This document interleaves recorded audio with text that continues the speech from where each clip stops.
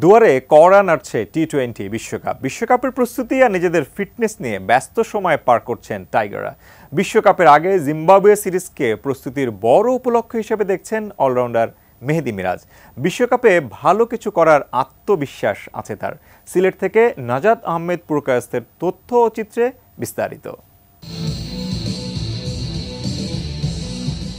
আগামী 2 June West Indies যুক্তরাষ্ট্রে শুরু হচ্ছে টি-20 বিশ্বকাপ। ফিটনেস পরীক্ষার পর ডিপিএলে ব্যস্ত সময় পার করছেন ক্রিকেটাররা। এরই মধ্যে সিলেটে নিজেদের ক্রিকেট সামগ্রী উৎপাদনকারী প্রতিষ্ঠান এমকেএস স্পোর্টসের উদ্বোধন করেন বাংলাদেশ দলের অলরাউন্ডার মেহেদী হাসান মিরাজ।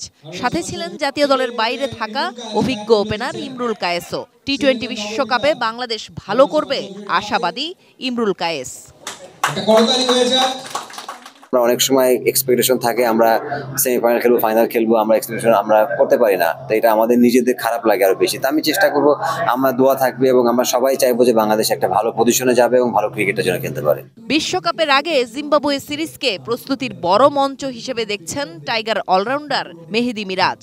আমি মনে করি এই সিরিজের মাধ্যমে সবাই নিজেকে 100% দিতে পারবে এবং ওয়েল প্রিপারেশন নিয়ে যেতে পারবে ওয়ার্ল্ড কাপে। এবার বিপিএল খেলেছি, আমাদের টিম চ্যাম্পিয়ন হয়েছে, সবাই ভালো খেলেছি, আমিও 2-1টা ম্যাচে ভালো কন্ট্রিবিউট করেছি। সো আশা করি যে যদি সুযোগ পাই অবশ্যই ব্যাটে বলে দুটোই কন্ট্রিবিউট করার চেষ্টা করব। সিলেটের একটি 5 তারকা হোটেলে শনিবার রাতে জমকালো আয়োজনে যাত্রা শুরু করে ইমরুল কায়েস ও মেহেদী হাসান মিরাজের ক্রিকেট সামগ্রী প্রতিষ্ঠান MKS. Jenia Chisim, sports desk, 18 news.